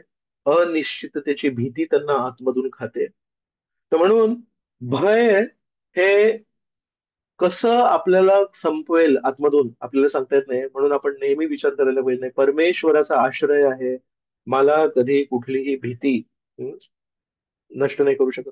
कधी कधी हा माझा जो स्मार्टफोन आहे, या स्मार्टफोन मध्ये वापरता वापरता एक मेसेज येतो की हा हा ऍप बॅकग्राऊंड मध्ये चालू आहे आणि it is draining your battery. तर व्हॉट्सअप वापरता वापरता मध्येच एक मेसेज येतो की यामुळे तुमची बॅटरी कमी होते. मग काय करायला लागतं? तो जो ऍप मी सध्या वापरत नाहीये तिथे जायला लागतं आणि त्या ऍपला बंद करायला लागतं. जसं आपल्या फोन मधले जे ऍप आहेत ते बॅकग्राऊंड मध्ये चालू असतात, पण ते आपल्या बॅटरीला कमी करतात. तसं आपण सध्या जरी काम काही करत असू पण मनामध्ये जर अनिश्चिततेची भीती असेल तर आपल्या मनामध्ये जी बॅटरी आहे सकारात्मकतेची, आशावादाची जी बॅटरी आहे, ज्याच्यावर आपण नेहमी पुढचं भविष्य बघत असतो, ती बॅटरी समाप्त होऊ शकते. म्हणून आपण नेहमी विचार करायला पाहिजे की नाही, अनिश्चितता ही तर या जगाचा मूलभूत नियम आहे. श्रीकृष्ण म्हणतायत अशाश्वतम. पण आपण एक काम करू शकतो, या अशाश्वत जगामध्ये श्रीकृष्णांचं नाम मात्र शाश्वत आहे. या अशाश्वत जगामध्ये श्रीकृष्णांची सेवा मात्र शाश्वत आहे, तर त्याच्यावर आपण भर दिला पाहिजे. पण जर असं नाही केलं तर परिश्रम, त्याच्यामुळे फेन, आणि त्या फेनामुळे ऍक्च्युली त्या परिश्रमामुळे आपण सुटका नाही होत, बंधन होतं, बंधन. म्हणजे भय. आणि शेवटचा जो लास्ट, शेवटचा जो टप्पा आपल्या जीवनात येतो तो म्हणजे म्हणजे मृत्यू. परिवर्तनाची सवय तर आपल्या सर्वांना आहे. आयुष्यभर परिवर्तनच होत असतं. शरीराचं परिवर्तन होतं, परिस्थितीचं परिवर्तन होतं, वातावरणाचं परिवर्तन होतं, थंडी गरमी चालूच असते. तर परिवर्तन काही नवीन गोष्ट नाहीये. पण हे जे सगळे परिवर्तन आहेत ना, ते लहान लहान परिवर्तन आहेत. जेव्हा वातावरण बदलतं, थंडीपासून जेव्हा गरमीमध्ये रूपांतर होतं, असं नाही की आपल्या घराला परिवर्तन होतं, असं नाही की मी ज्या खुर्चीवर बसलो ती खुर्ची परिवर्तित होते. तर कधी तब्येत परिवर्तित होते तेव्हा काही गोष्टी परिवर्तित नाही होत. कधी जेव्हा वातावरण परिवर्तित होतं तेव्हा काही गोष्टी तर लहान सहान परिवर्तन स्वीकारायची तर आपल्याला सवय आहेच. ते सहन करायलाच लागतं आपल्याला.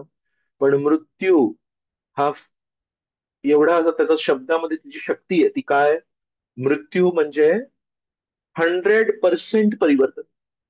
मृत्यूनंतर एकही गोष्ट जी आपली आज आहे ती आपली राहत नाही.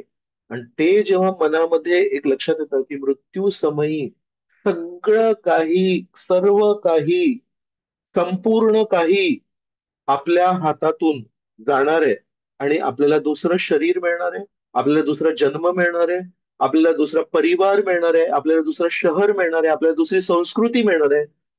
बाप रे, मी आत्ताच्या या परिस्थितीमध्ये एवढं इन्व्हेस्ट केलंय, एवढे इमोशन्स टाकलेत, एवढी मेहनत केली, आणि सगळं काही बदलेल.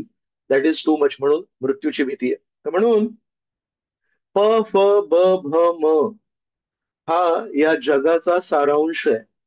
आणि या जगाला मराठी भाषेत किंवा संस्कृत भाषेमध्ये काय म्हणतात? संसार. सार. या सर्व गोष्टींचा सार काय आहे? म्हणजे त्याचा एसेन्स काय आहे? आणि सम म्हणजे संपूर्णपणे. तर या जगाला संसार म्हणतात. या संसाराला संसार का म्हणतात? ऍक्च्युली याचा सार एकच आहे. प फ ब भ म. आणि भागवतामध्ये अनेक वेळा येईल अपर्व, अपवर्ग. प वर्ग म्हणजे प फ ब भ म, आणि त्याला उलट करायचं. अपवर्ग. अपवर्ग म्हणजे मुक्ती.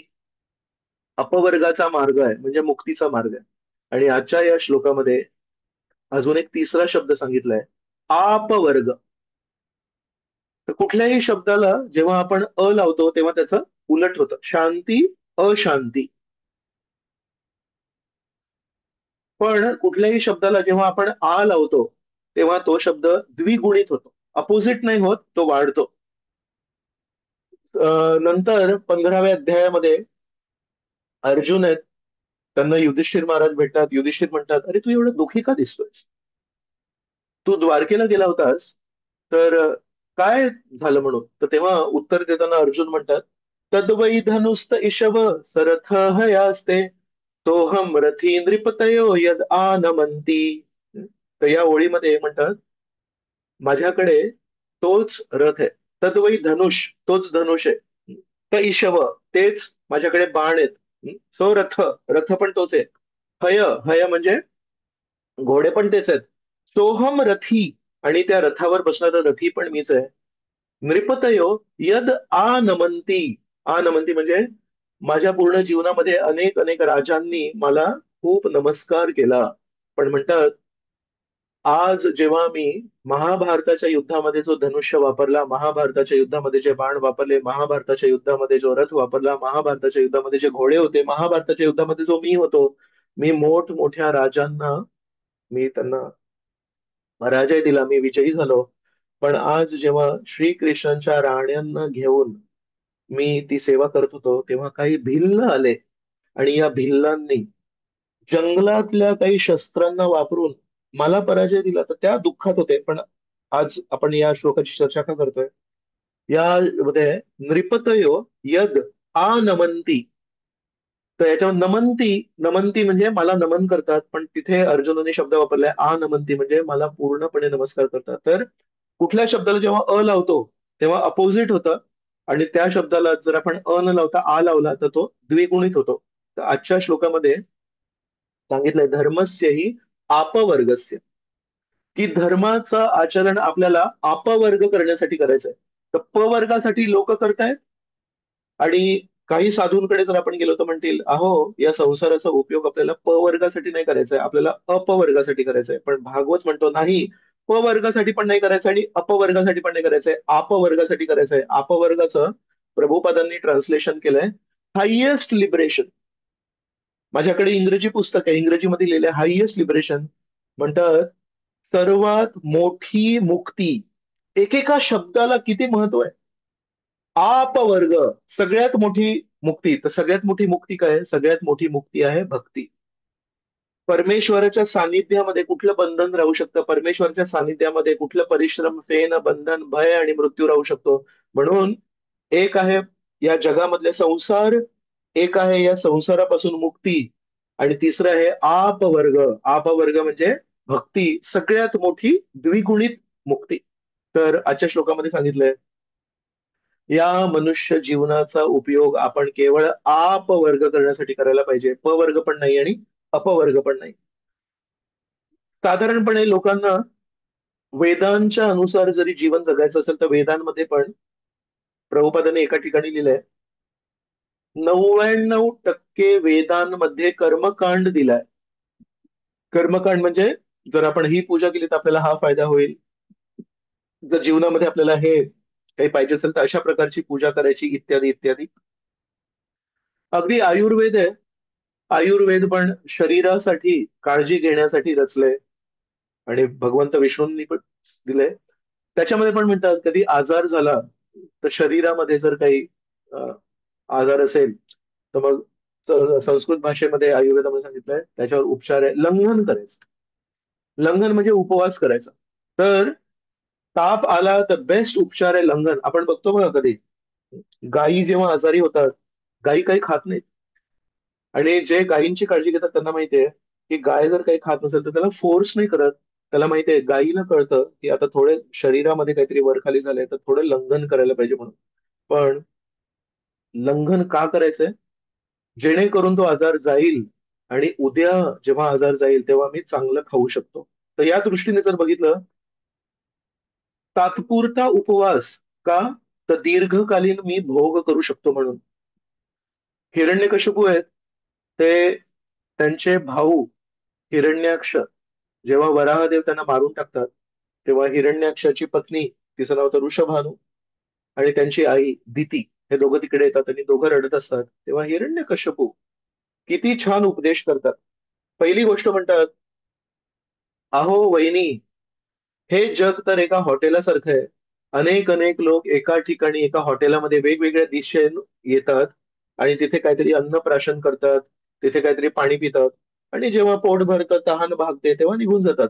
तर तसंच अनेक अनेक जीवात्मे वेगवेगळ्या त्यांच्या परिस्थितीतून एका ठिकाणी जन्मतात, एक जीवन सोबत जगतात, आणि नंतर आपलं आपलं काम झाल्यावर, आपले आपले कर्म झाल्यावर तिथून निघून जातात. उपमा खूप छान आहे. दुसरी उपमा देतात, कधी कधी जर काही आजार असेल तर जमीन जी स्थिर असते, झाडं जे स्थिर आहेत, पर्वत जे स्थिर आहेत, ते कधी कधी डोळ्यांना जर काही आजार झाला असेल तर म्हणतात स्थिर जमीन, स्थिर पर्वत आणि स्थिर वृक्ष पण कधी कधी गोल फिरताना दिसतात. त्याला आपण मराठी भाषेत म्हणतो चक्कर येतात, है ना? तर जग काही फिरत नाहीये, पण आपले डोळे जरा अस्थिर आहेत. तर ही उपमा हिरण्यकशिपू देतात. किंवा म्हणतात पाण्याच्या वर लेवलवर कधी कधी प्रतिबिंब दिसतं, आणि जर वाऱ्याची झुळूक आली तर ते प्रतिबिंब हलतं, आणि प्रतिबिंब जेव्हा हलतं तेव्हा आपल्याला असं वाटू शकतं की हे वृक्ष पण हलतायत की काय. पण म्हणतात हे सगळं तर खोटं आहे. ऍक्च्युली वृक्षही हलत नाही, जमीन हलत नाही, पर्वत हलत नाही. तसं म्हणतात कधी कधी मानसिक स्तरावर जेव्हा वेदना होतात तेव्हा असं वाटतं की हे जग पूर्ण विचलित झालंय, पण ऍक्च्युली जग नाही विचलित झालंय, जग तर स्थिरच आहे. आणि तिसरं उदाहरण देतात की जेव्हा आपण या जगातल्या लोकांना दोन विभागांमध्ये वाटप करतो, मित्र आणि शत्रू, तेव्हा म्हणतात आपणच आपले दुःख निर्माण करतो. आणि म्हणतात की या अशा काल्पनिक दुःखांना जर नष्ट करायचं असेल तर मित्र आणि शत्रू हे दोन विभाग आपल्या मनामध्ये जे आपण तयार करतो त्याला पण नष्ट करायला पाहिजे. हे तीन उदाहरण हिरण्यकश्यपू आपल्या आईला आणि बहिणीला देत आहेत.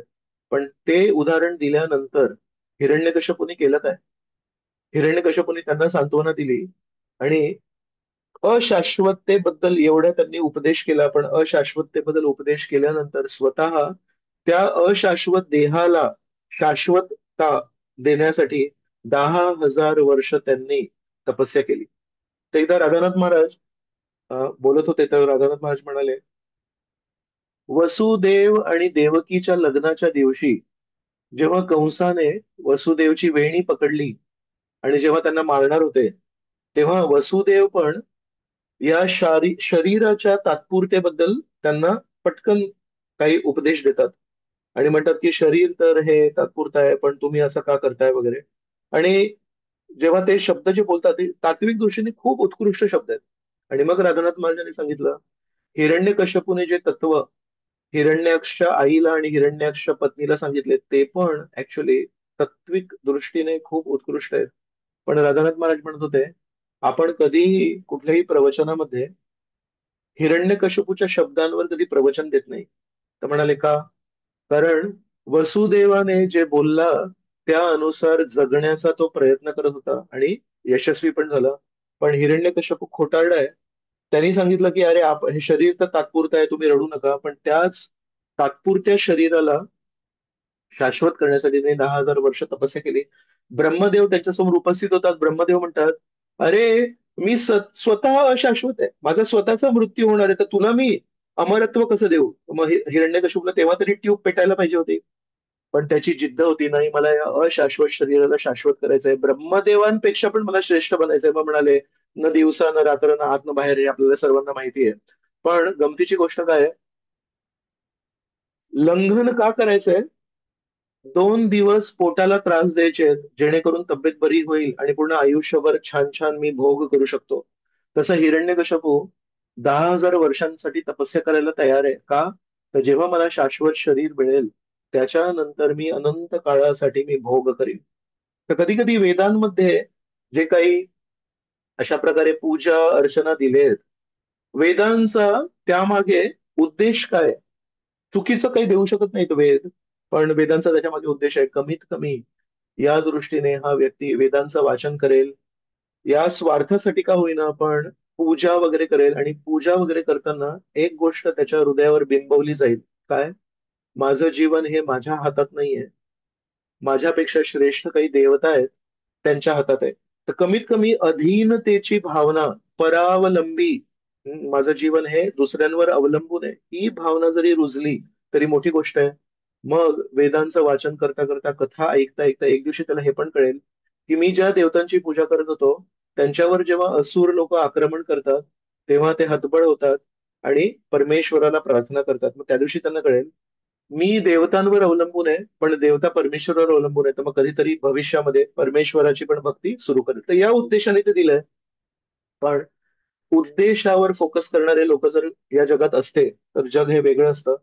साधारणपणे आपण उद्देशावर कधी फोकस नाही करत, आपण त्या प्रवासामध्ये किंवा त्या प्रक्रियेमध्ये इतके गुंततो की आपल्याला हेच लक्षात नाही राहत, या रोडवर मला प्रवास करायचा आहे कुठेतरी पोहोचण्यासाठी.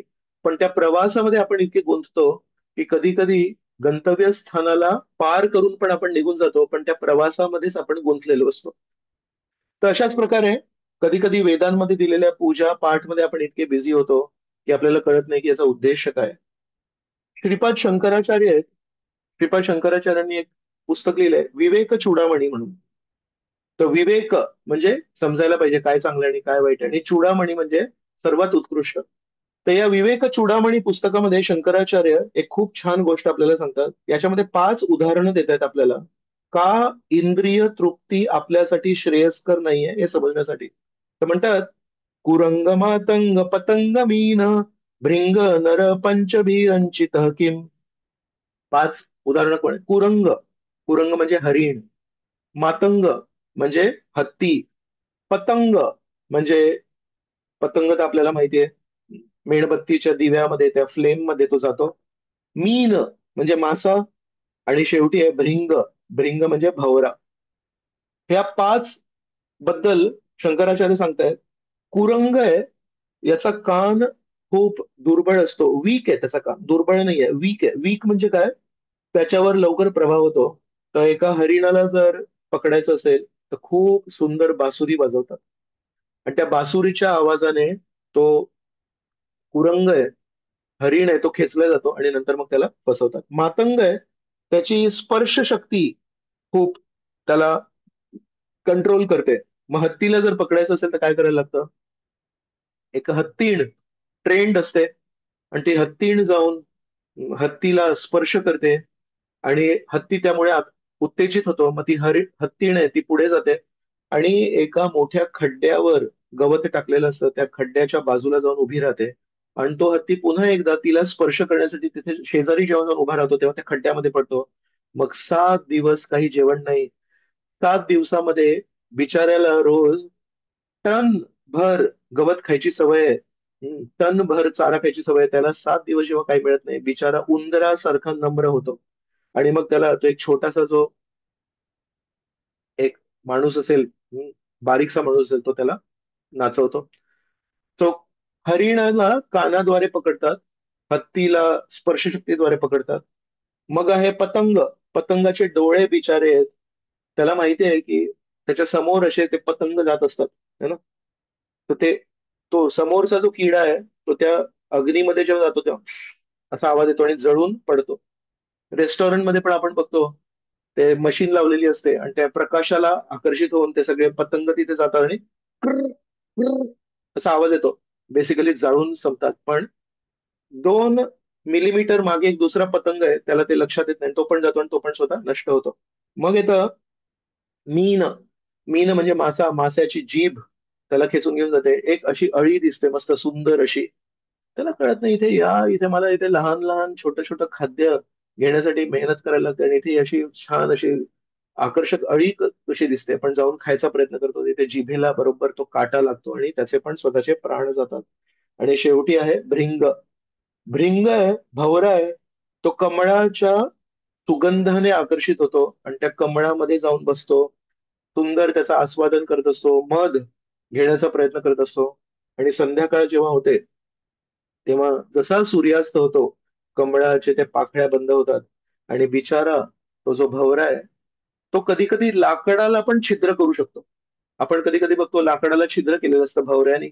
तोच भवरा जेव्हा कमळाच्या पाकळ्यांमध्ये बसलाय आणि जेव्हा ते पाकळ्या बंद होतात तेव्हा आतमध्येच संपून जातो. दुसऱ्या दिवशी सकाळी जेव्हा कमळ उमलतो तेव्हा ते मरण पावलेला तो भवरा आपल्याला दिसतो. तर शंकराचार्य म्हणतायत की हे पाच प्राणी आहेत किंवा जिवंत जीव आहेत, त्यांचे एक एक इंद्रिय त्यांना जेव्हा नियंत्रण करतायत तेव्हा त्यांचा मृत्यू होतोय. मग दुसऱ्या वाक्यामध्ये म्हणतायत, शब्दादिभीर पंचभीर एव पंच पंचत्व मापू स्वगुणेन बद्धा.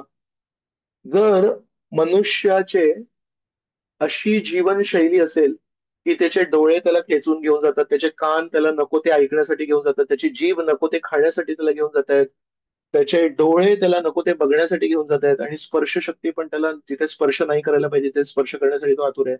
या व्यक्तीचं काय होणार? तर शंकराचार्य आपल्याला केवळ उपदेश देत नाहीयेत, आपल्याला विवेक बुद्धी देत आहेत, आणि आपण पण विचार करायला पाहिजे की खरोखर डोळ्यांवर नियंत्रण करणं किती गरजेचं आहे, कानांवर नियंत्रण करणं किती गरजेचं आहे, जिभेवर नियंत्रण करणं किती गरजेचं आहे. रूप गोस्वामी जेव्हा 6 गोष्टी प्रतिकूल म्हणतात अत्याहार. पहिली गोष्ट जी प्रतिकूल म्हणतात भक्तीसाठी ते म्हणतात अत्याहार.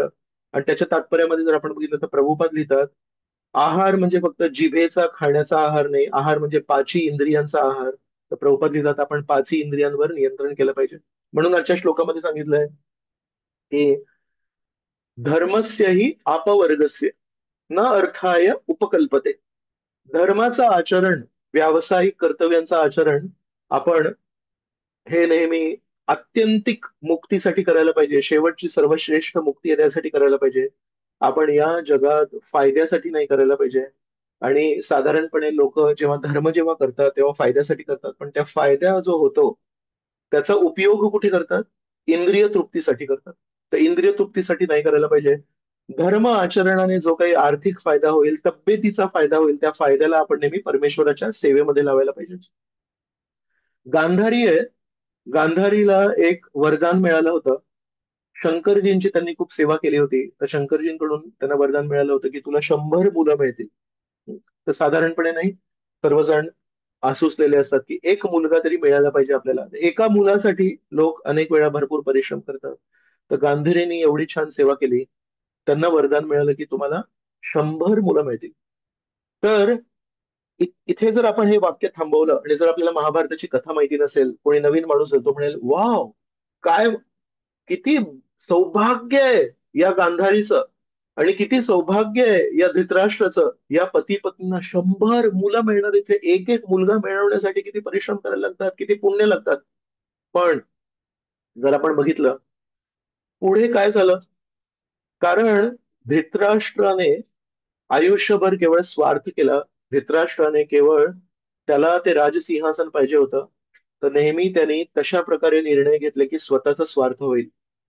आणि जेव्हा कुंतीला पहिल्या वेळेस प्रेग्नन्सी झाली, पहिल्या वेळेस जेव्हा बाळणपण होतं कुंतीचं, तर कुंती आणि गांधारी हे समवयीन साधारण होते. दोघंही प्रेग्नंट एकाच वेळेस झाले होते, जवळजवळ. तर कुंतीला पण बाळ आहे पोटात, गांधारीला पण बाळ आहे. कुंतीला बाळ पहिले झालं, युधिष्ठिर पहिले झाले. मग तेव्हा गांधारीच्या पोटात बाळ आहे. कुठलीही आई जेव्हा बाळंती नसते, तेव्हा प्रवास करताना 10 वेळा विचार करते की नाही, बाळाला त्रास नाही व्हायला पाहिजे. खाताना 10 वेळा विचार करते, बाळाला त्रास नाही व्हायला पाहिजे. विचार करा, या गांधारीच्या मनामध्ये स्वार्थाची प्रवृत्ती आणि तुलनेची स्पर्धात्मक प्रवृत्ती इतकी होती. जेव्हा ती खबर आली, महाराणी कुंतीला पण बाळ झालं, इतका तिच्या मनामध्ये तो द्वेष उफळला. साधारण आई आपल्या पोटाला नेहमी सांभाळते, या बाईने, या गांधारीने आपल्या पोटाला असं जोरात मारलं आणि स्वतःच्या त्या भ्रूणाला, त्याचे हत्या झाली, त्याचे 100 तुकडे झाले. तर समजा वडिलांच्या मनामध्ये नेहमी स्वार्थाची भावना आहे आणि आईच्या मनामध्ये नेहमी द्वेषाची भावना आहे. जेव्हा हे मूल पैदा होईल, तेव्हा त्या मुलाचं काय होईल? तर मग जेव्हा हे मुलं तयार झाली, मुलं जेव्हा 101 होते, 100 मुलं आणि एक मुलगी होती. तर जेव्हा या मुलांचं आपण जीवन बघतो, दुर्योधन, दुःशासन, बाकी सगळे जे मुलं आहेत, यांनी नेहमी चुकीची बाजू घेतली. कधी कधी असं असतं की मुलं खूप छान असतात, आणि कधी कधी मुलं अशी असतात की दररोज इतका त्रास देतात की एक एक दिवस आपल्याला आठवतो. तर मला एक फॅमिली भेटली होती बॉम्बेला. तर ते बोलताना काय म्हणाले, म्हणाले, प्रभुजी, हमारा बेटा कब बड़ा हो गया पता ही नहीं चला. आमचा मुलगा कधी मोठा झाला ते कळालंच नाही. आणि नंतर म्हणाले, लेकिन हमारी बेटी एक एक दिन गिनाती है. एक एक दिन गिनाती है म्हणजे आज एक दिवस गेला, दुसरा दिवस गेला. म्हणजे त्यांना म्हणायचं होतं की आमची मुलगी एवढे त्रास देते आम्हाला की एक एक दिवस आमचा कष्टात चाललाय, पण आमचा मुलगा इतका चांगला आहे की कधी मोठा झाला ते कळलं नाही. तर धृतराष्ट्राला अशी 100 मुलं मिळाली होती, ज्यांच्यामध्ये एक पोटेन्शियल होतं की खरंच जर चांगलं जीवन जगले असते, तर धृतराष्ट्र आणि गांधारी म्हणाली असते, अरे हे लहान मुलं मोठे कधी झाले कळलंच नाही, यांनी कधी आम्हाला दुःख नाही दिलं, यांनी कधी आपल्याला कष्ट नाही दिलं. पण आपल्या सर्वांना माहितीये, अशा प्रकारे हे 100 मुलं आपलं जीवन जगले की या 100 मुलांनी केवळ आपल्या आई वडिलांसाठी त्रास नाही दिला, तर पूर्ण जगाला त्रास दिला. तर म्हणून जरी शंकरजींची कृपा मिळाली आहे, ऍक्च्युली शंकरजी परम वैष्णव आहेत, आणि शंकरजींची कृपा ज्याला मिळते, त्यांच्या जीवनामध्ये किती मोठा परिवर्तन येऊ शकतो आणि किती तो परमेश्वराचा भक्त होऊ शकतो. पण गांधारीला जेव्हा परमेश्वराची कृपा मिळाली आहे, शंकरजींची कृपा मिळाली आहे, की कारण त्यांची चेतना बरोबर नव्हती, तर त्या वाईट चेतनेमुळे परमेश्वर शंकरजींचा पण, जेव्हा त्यांना आशीर्वाद मिळालाय, त्या आशीर्वादाचा पण त्यांच्यावर दुष्परिणाम झालाय. तर आपण अनेक वेळा आशीर्वाद प्राप्त करण्यासाठी उत्सुक असतो, पण आपल्याला हे पण करायला विचार की आशीर्वादांसोबत आपली चेतना पण किती महत्वाची आहे, आणि या दोघांची जेव्हा सांगड होते, तेव्हा मग आपलं सौभाग्य नक्कीच रचलं जातं. युधिष्ठिर, भीम, अर्जुन, नकुल आणि सहदेव आणि द्रौपदी हे जेव्हा 12 वर्षांच्या वनवासात होते, तेव्हा एकदा हिमालयाच्या क्षेत्रात होते आणि तिथे इतकी थंडी होती. एक दिवशी युधिष्ठिराच्या समोर भीम, अर्जुन, नकुल, सहदेव, ऍक्च्युली आधी द्रौपदीला इतकी थंडी वाजत होती, पण त्यांच्याकडे वस्त्र नव्हते कारण वनवासात होते. द्रौपदी बेशुद्ध झाली थंडीमुळे. त्याच्यानंतर अर्जुन बेशुद्ध झाला थंडीमुळे. नकुल आणि सहदेव पण बिचारे होते, बिचारे थंडीला सहन करू नाही शकले, बेशुद्ध होऊन खाली पडले. भीमाची थोडी स्ट्रॉंग बॉडी होती तर भीम बेशुद्ध नाही झाला. भीमाला इतकं वाईट वाटलं, इतके वाईट दिवस आपल्यावर आलेत आणि हे सगळं कशामुळे, तर भीमाला वाटतंय हे सगळं युधिष्ठिरामुळे झालंय. तर जेव्हा या 4 जणांना बेशुद्ध होताना बघितलं थंडीमुळे, भीम ते सहन नाही करू शकला. भीम युधिष्ठिराला म्हणतोय, दादा, मी तर तेवढ्या ओरडून नाही बोलू शकत, तुम्ही सगळे लोक सज्जन आहात, तुमच्यावर ओरडू नाही शकत.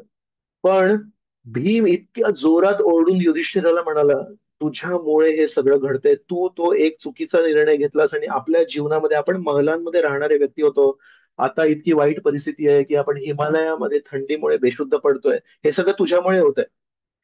युधिष्ठिर अजिबात विचलित न होता युधिष्ठिराने म्हटलं, मी धर्म आचरण करण्याची शपथ घेतली आहे, माझा तो निर्धास्त आहे, पण माझा निर्धास्त केवळ माझ्यासाठी आहे.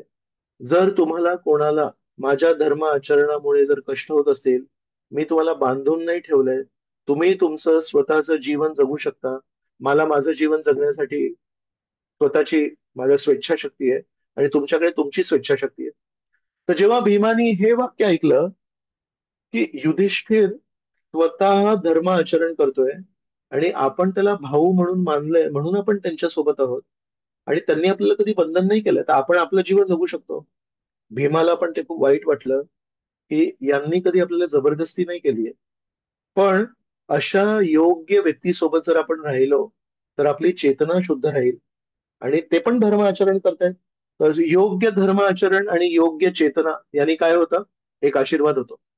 श्री कृष्ण आपल्याकडे आकर्षित होतात. तर धर्म आचरण पांडवांनी केलं, पण धर्म आचरण करणारे भरपूर लोक आहेत, पण त्यांनी चेतना पण नेहमी योग्य ठेवली आणि त्याच्यामुळे जेव्हा जेव्हा त्यांच्या जीवनात कष्ट आले तेव्हा तेव्हा श्रीकृष्ण त्यांच्या जीवनात आले. तर हे महत्वाचं आहे. जरी शंकराचे आशीर्वाद असतील, परम वैष्णवाचे आशीर्वाद असतील, पण चेतना जर खराब असेल तर जीवनामध्ये कष्टच येतात. तर अशा प्रकारे आपण बघतोय की कर्म, अगदी धर्मही आपल्या जीवनामध्ये अर्थ देतात आणि त्या अर्थाचा फायदा जर आपण काम साठी केला, इंद्रिय तृप्तीसाठी केला, तर मग आपल्या जीवनामध्ये कष्ट येतात. पण आजच्या श्लोकामध्ये आणि श्लोक क्रमांक 10 मध्ये सांगितलंय, खरं तर आपल्या जीवनामध्ये आपण तेवढं भोग करू शकतो ज्याने आत्मा आणि शरीर एकत्र राहील. समजा परमेश्वर आई आहेत, समजा परमेश्वर वडील आहेत, आपण या दृष्टीने बघू. कोणा आईला किंवा वडिलांना जर दिसत असेल की माझा मुलगा किंवा माझी मुलगी त्याचं जीवन वाया घालवतोय, तर वाईट वाटतं, बरोबर? आणि जर हे बघितलं म्हणजे स्वतःची काळजी घेत नाहीये, भावंडांची काळजी घेत नाहीये, तर त्याचं दुःख होतं. आणि याचं उलट दुसरं टोक, की केवळ स्वतःची काळजी, केवळ स्वतःचा स्वार्थ, नेहमी स्वतःबद्दल विचार करतोय, तर त्याच्याने पण दुःख होतं. तर जेव्हा आपल्या घरातली मुलं किंवा आपण ज्यांची काळजी घेतोय, लहान भाऊ असेल, लहान बहीण असेल, जेव्हा स्वतःकडे दुर्लक्ष करतील, त्याच्यामध्ये पण आई वडिलांना वाईट वाटतं. आणि जर स्वतःमध्ये पूर्णपणे स्वार्थी असतील आणि दुसऱ्याकडे दुर्लक्ष करत असेल, तर त्याच्यामध्ये पण वाईट वाटतं. पण समजा स्वतःची पण योग्य ती काळजी घेतायत आणि इतरांची पण योग्य ती काळजी घेतायत, तर त्याच्यामध्ये आई वडिलांना किंवा आपल्याला सर्वांना बरं वाटेल. तसंच परमेश्वर आई आहेत, परमेश्वर वडील आहेत. जेव्हा कोणी स्वतःकडे दुर्लक्ष करून, आपल्या कर्तव्यांकडे दुर्लक्ष करून, जगाकडे दुर्लक्ष करून जेव्हा जगत असतात, तेव्हा परमेश्वराला दुःख होतं. आणि जेव्हा कोणी पूर्णपणे स्वार्थ करून, पूर्णपणे स्वतःबद्दल विचार करून जगत असतं, तेव्हा पण परमेश्वराला वाईट वाटतं. तर परमेश्वराने आपल्याला जे धर्म दिलंय, वेदांमध्ये जे आपल्याला नियम दिलेत, ते काय दिलेत? मधला मार्ग दिलाय, की या शरीराची काळजी घे, या मनाची काळजी घे, शरीराची काळजी घेण्यासाठी त्यांनी आपल्याला आयुर्वेद दिलंय. पण जीवनाचा ध्येय आयुर्वेदानुसार शरीराची काळजी घेणं नाहीये. परमेश्वराने आपल्याला मानसशास्त्र पण दिलंय, पण मानसशास्त्र देऊन जीवनाचा उद्देश मानसशास्त्र नाहीये.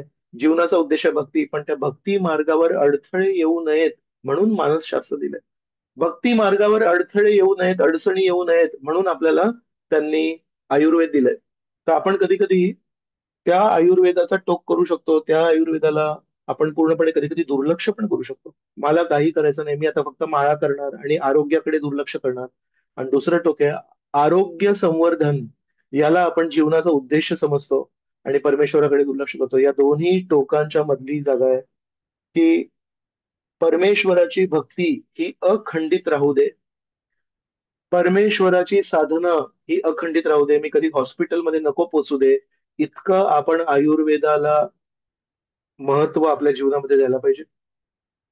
मी नेहमी परमेश्वराचं स्मरण करू दे, इतकं मानसशास्त्र आपण जपायला पाहिजे आणि आपल्या मनाला, आपल्या मानसिकतेला सांभाळून ठेवायला पाहिजे. पण टोक करून त्याला दुर्लक्ष पण नाही करायला पाहिजे आणि टोक करून त्याच्यामध्ये रमायला पण नाही पाहिजे. हे जे नाजूक समतोल आहे, संतुलन आहे, की कधी अति होतंय, कधी कमी होतंय, याच्यासाठी आपल्याला साधू संघ पाहिजे.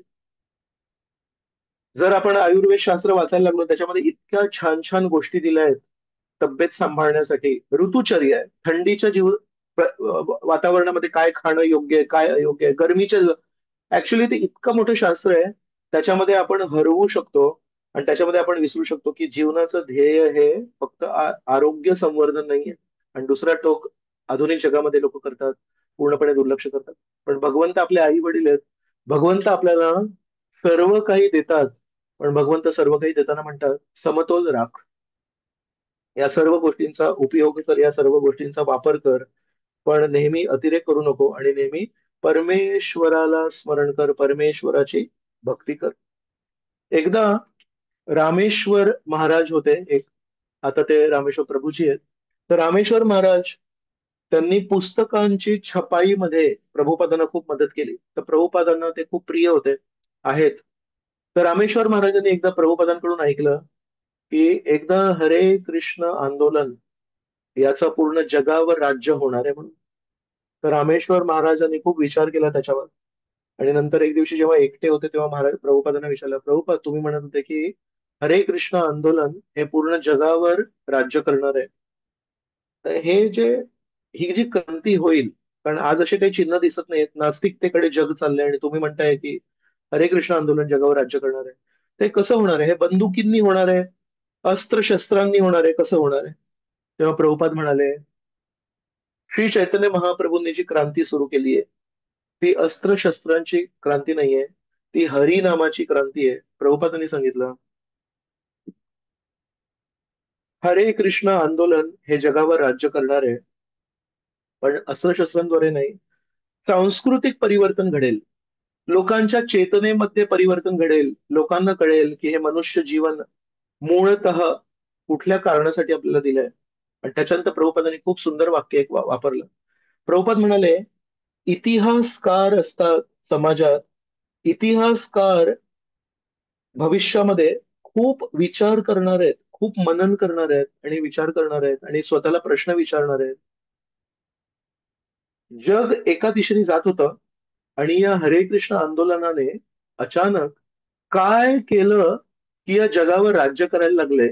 कारण जगावर गव्हर्नमेंट चेंज करण्यासाठी अस्त्र शस्त्र, भरपूर काय काय काबाड कष्ट करायला लागतात. पण हे हरे कृष्णवाले जे लोक आहेत, हे आपल्या मंदिरामध्ये एकत्र येतात, हरे कृष्ण महामंत्र जप करतात, श्रीमद भागवतावर चर्चा करतात, आनंदाने अयोध्येला जातात, आनंदाने जगन्नाथपुरीला जातात, आनंदाने जयपूरला जातात, तिथे बसून गोविंदजींचं दर्शन घेतात, तिथे बसून गोविंदजींची कथा ऐकतात, तिथे गोविंदजींचा खूप छान महाप्रसाद ऐकतात, तिथे करोलीला प्रवास करतात 4-4 तास. या सगळ्या गोष्टींमध्ये राजकारण कुठे आलं? हे लोक तर जप करण्यामध्ये खुश आहेत, हे लोक तर कथा ऐकण्यामध्ये खुश आहेत, हे लोक तर प्रसाद घेण्यामध्ये खुश आहेत, हे लोक तर दर्शन करण्यामध्ये खुश आहेत. हे असं आनंदी जीवन जगता जगता मध्येच हे लोक जगावर राज्य करण्यापर्यंत कुठे पोहोचले? तर हा हे कोड प्रभुपाद म्हणाले, इतिहासकारांना कळणारच नाहीये. पण प्रभुपाद म्हणाले, हे जे हरे कृष्ण आंदोलनातले जे भक्त आहेत, ते त्यांच्याकडे जगाचं नियोजन, जगाचं राज्य कसं येणार आहे?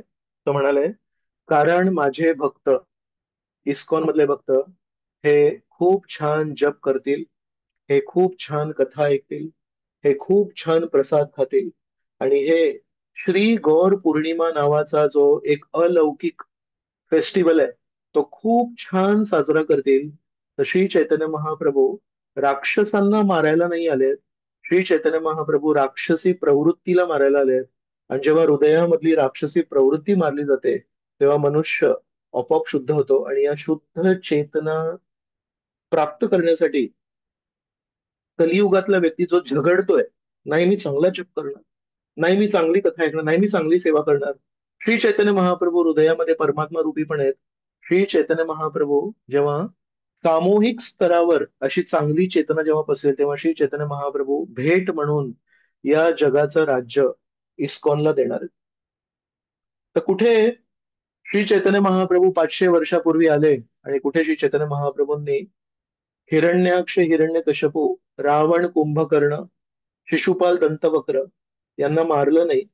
हे जेव्हा जगाई मधाई म्हणून आले, तेव्हा त्यांना हत्या नाही केली, त्यांना वध नाही केला, त्यांच्या त्या चुकीच्या प्रवृत्तीला परिवर्तन केलं. तसेच श्रील प्रभुपाद आहेत. श्रील प्रभुपादांनी अस्त्र शस्त्रांचं शरण घेण्यासाठी आपल्याला नाही सांगितलं.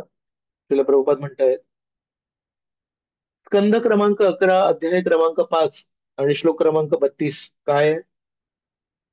यामध्ये येतं की कृष्ण वर्ण द्विष अकृष्णम सांगोपांगास्त्र पार्षदम. आपण हा श्लोक नेहमी म्हणतो, यजंती ही सुमेधसा. याची जी दुसरी ओळ आहे ती काय आहे? की कलियुगातले जे युग अवतार आहेत, संग उपअंग अस्त्र पार्षदम. तर त्याच्यामध्ये अस्त्र हा शब्द आहे. तर श्रीकृष्णांचे अस्त्र काय आहेत? सुदर्शन चक्र. रामचंद्रांचे अस्त्र काय आहेत? धनुष्यबाण. पण श्री चैतन्य महाप्रभू पण विष्णू आहेत, श्री चैतन्य महाप्रभू पण कृष्ण आहेत. तर त्यांचे अस्त्र काय आहेत? तर म्हणतात त्यांचे पार्षद. श्री चैतन्य महाप्रभू यांचं मुख्य अस्त्र आहे त्यांचं हरिनाम. आणि उपअंग, त्यांचे जे उपशस्त्र आहेत, ते शस्त्र चालवण्यासाठी, या जगामध्ये प्रवृत्तीला नाश करण्यासाठी जे शस्त्र चालवत आहेत हरिनामाचं, त्यासाठी त्यांना मदत करणारे कोण आहे? त्यांचे पार्षद, त्यांचे भक्त लोक. अशा प्रकारे श्री चैतन्य महाप्रभूंचा हा जो युग अवतार आहे, हा श्रीमद भागवतामध्ये वर्णिलेला आहे. तर म्हणून आपण श्रीमद भागवतावर चर्चा का करतोय? कधी कधी असं वाटतं की प्रभूजी हे खूप उंच तत्व आहे. कधी कधी असं वाटतं की प्रभूजी, लोभ नसायला पाहिजे, मत्सर नसायला पाहिजे, क्रोध नसायला पाहिजे. हे सगळं मला नाही वाटत या आयुष्यात जमणार आहे. बरोबर आहे. स्वशक्तीने जेव्हा आपण बघू, तेव्हा आपण आपली इनकेपेबिलिटी म्हणजे माझ्यामध्ये ती शक्ती नाही, हे तर स्पष्ट दिसून येत आहे. म्हणूनच आपल्याला श्री चैतन्य महाप्रभूंना वारंवार विनवण्या करायच्या आहेत. म्हणूनच आपल्याला श्री नित्यानंद प्रभूंना वारंवार विनवण्या करायच्या आहेत. एकाकी आमार नाही पाय बल, हरी नाम संकीर्तने. एकाकी आमार नाही पाय बल, एकट्यामध्ये माझ्यामध्ये बळ नाहीये. हरिनाम संकीर्तने. तुम्ही कृपा कोरी श्रद्धा बिंदू दिया, देहो कृष्ण नाम धने. वैष्णवांना प्रार्थना करतात, म्हणतात तुम्ही कृपा कोरी. हे वैष्णव, वैष्णव ठाकूर आपले गुरु आहेत, त्यांना आपण प्रार्थना करायला पाहिजे. तुम्ही वैष्णव आहात, तुमच्या हृदयामध्ये श्रद्धेचा सिंधू आहे. त्या श्रद्धेच्या सिंधू मधून एक बिंदू आम्हाला द्या. तुम्ही कृपा कोरी श्रद्धा बिंदू दिया, देहो कृष्ण नाम धने. तुम्ही श्री कृष्णाच्या पवित्र नामाचं धन आम्हाला द्या म्हणून. तर म्हणून इस्कॉनचा सगळ्यात मोठा सण आहे 14 मार्च 2025 ला, ज्या दिवशी स्वतःचा कमकुवतपणा आणि नमो महावदन्याय श्री चैतन्य महाप्रभूंचा अति उदारपणा यांचा मेळावा होतो त्या दिवशी. गौर पौर्णिमेच्या दिवशी, आपण जेव्हा गौर पौर्णिमेच्या दिवशी मंदिरामध्ये प्रवेश करू, तेव्हा आपल्याला स्वतःचा कमकुवतपणा जाणवायला पाहिजे. पण त्यांनी आपण खचायला नाही पाहिजे. त्या दिवशी आपल्याला समजायला पाहिजे, मी तर कमकुवत आहे, पण श्री कृष्ण चैतन्य महाप्रभू आहेत, नमो महावदान्याय, वदान्य अवतार आहेत. जर थोडी आपण श्रद्धा ठेवली, त्यांनी दिलेल्या या औषधीचा जर आपण खरोखर चांगला स्वीकार केला, चांगला वापर केला, तर आपण ते प्राप्त करू शकतो जे ब्रह्मजींना पण शक्य नाही झालं. तर म्हणून जरी हे भागवतातले तत्व, भागवतातले हे जे श्लोक आहेत, आपल्याला कधी कधी वाटत असेल की सर्व पाची इंद्रियांवर नियंत्रण करणं खूप कठीण आहे, पण नाही. नित्यानंद त्रयोदशी हा आपला सण आहे. श्री गौर पौर्णिमा हा आपला सण आहे. श्रील प्रभुपाद व्यास पूजा हा आपला सण आहे.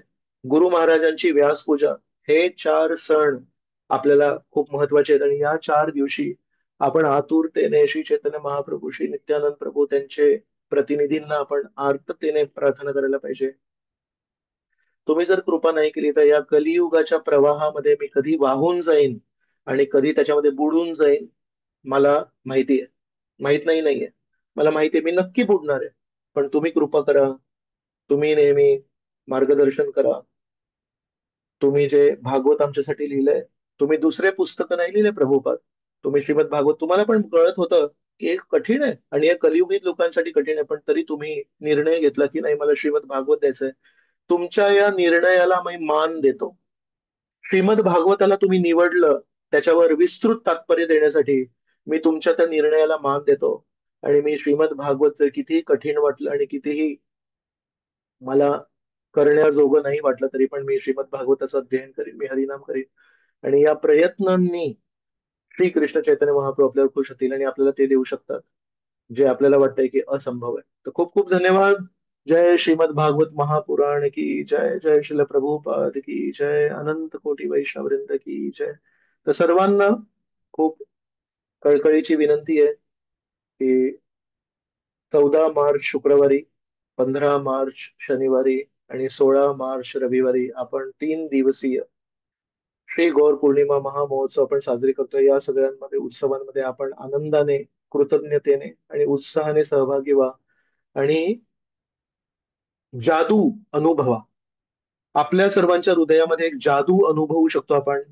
आपले नातेवाईक आपल्याला म्हणतील, अरे तू कसा होतास, मी ओळखतो तुला, आणि आज तू कसा झालास. आणि आपण पण विचार करू, मी तीच भाकरी खातोय, मी तीच वरण भात भाजी खातोय, माझ्या घरचे मसाले पण तेच आहेत, आणि माझ्या नातेवाईकांना असं वाटतंय की मी बदललोय. काय बदललंय नक्की माझ्याबद्दल?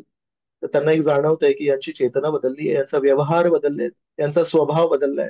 तर ही जादू अनुभवण्यासाठी आपल्याला गौर पौर्णिमेमध्ये आनंदाने आणि उत्साहाने भाग घ्यायचा आहे. तर खूप खूप धन्यवाद. हरे कृष्ण. जय श्रील प्रभुपाद की जय.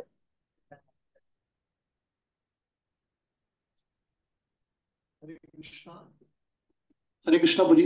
मी आज आपल्याला या जे काही पंचेंद्रिय आहेत तर त्याचा जर आपण अतिरेक केला किंवा त्याच्यासाठीच जास्त एका टोकाला गेलो आणि त्यामध्ये जर आपण बुडून गेलो तर कदाचित आपल्याला आपल्या जीवनाचा किंवा या इंद्रियाचा समतोल वापर करता येणार नाही. तर त्याबद्दल ते छान अशा प्रकारचं मार्गदर्शन केलं.